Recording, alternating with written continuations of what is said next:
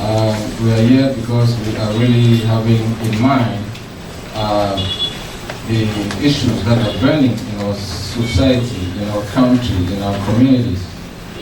We are actually here today because there is a great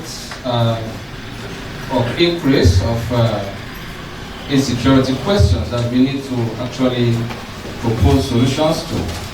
The Dennis and Nora Hotel Foundation is actually aimed at,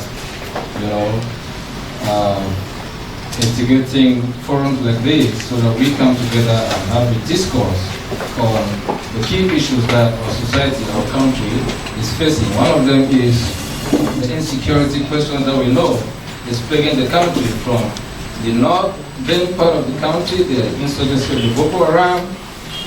In the eastern region of the country, we have the influx of refugees from the Central African Republic, constituting a great security threat in that region of the country.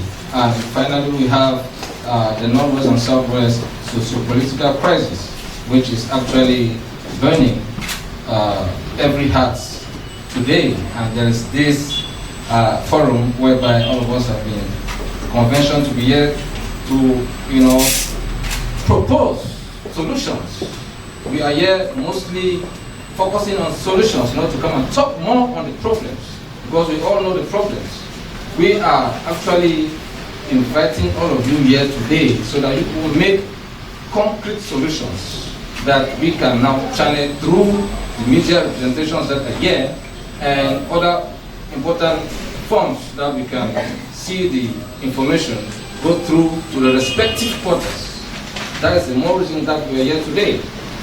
And without talking too much, I think we just have to start up with some key statistics of current insecurity questions around the country. As we all know, it's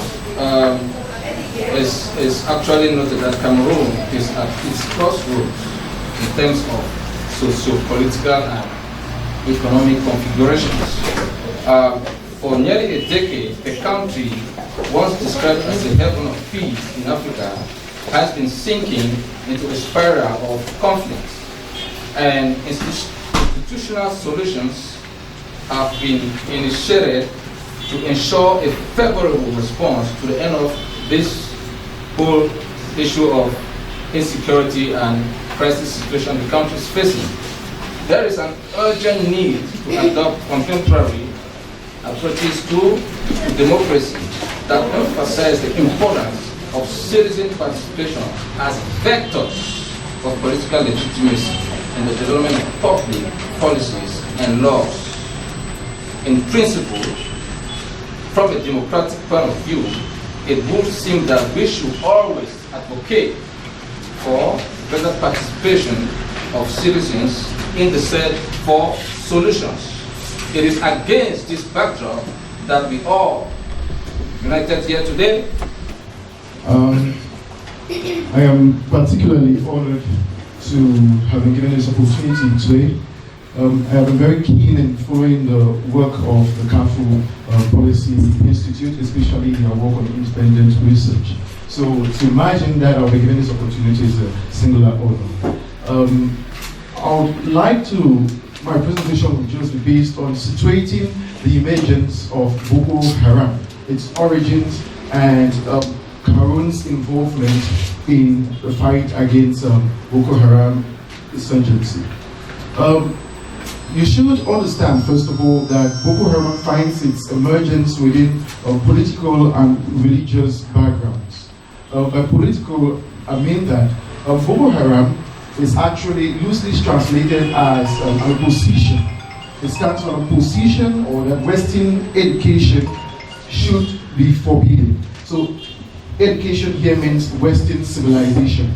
It stands in direct opposition of that. That's the first underlying factor of Boko Haram. The second aspect of Boko Haram is a complete antipathy towards secular government, hatred for secular government, opposition for secular government. And here we're looking at secular government in Nigeria in terms of all the symbols of Nigeria's national identity. Its anthem, its constitution, Pledge of Allegiance. Boko Haram is in direct opposition to all of that. What they want to do is to institute a caliphate, an environment that is run by Islamic law or Sharia. That is the basis of Boko Haram. But you should understand that Boko Haram, but for that political ideology, Boko Haram also has socio-economic reasons for its existence.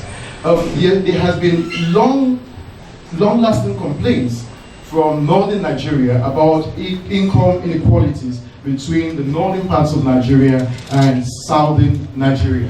And within these complaints, there's also been a religious conflict between the Christians and the northerners.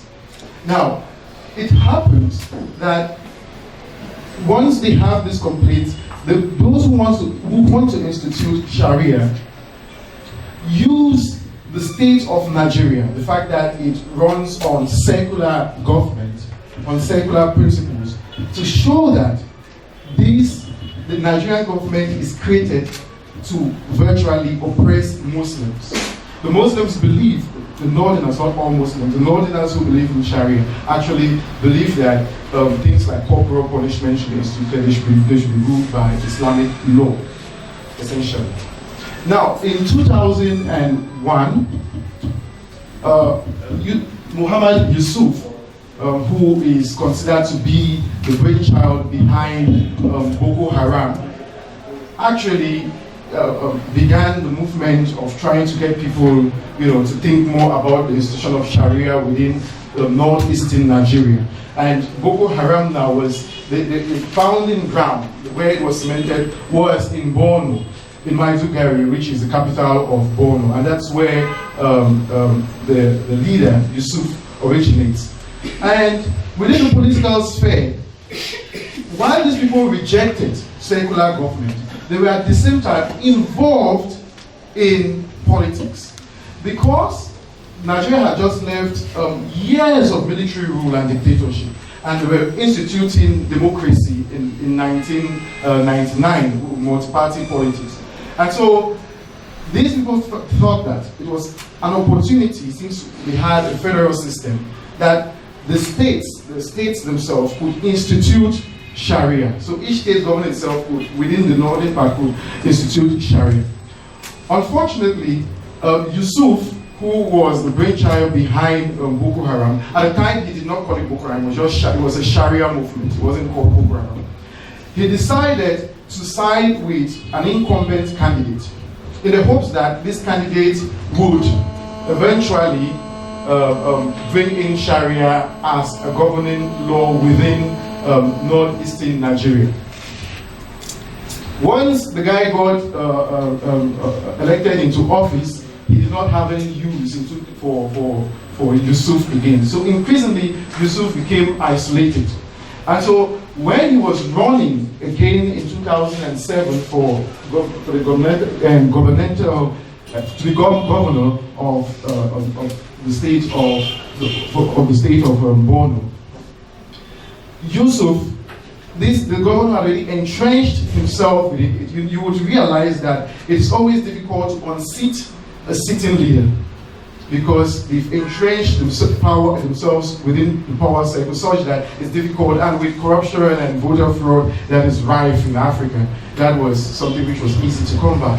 So Yusuf was to take now the stance of a kind of a popular movement. And in 2009, they went to battles, essentially, with the Nigerian military, resulting in the death of over 1,000 Boko Haram or Sharia supporters.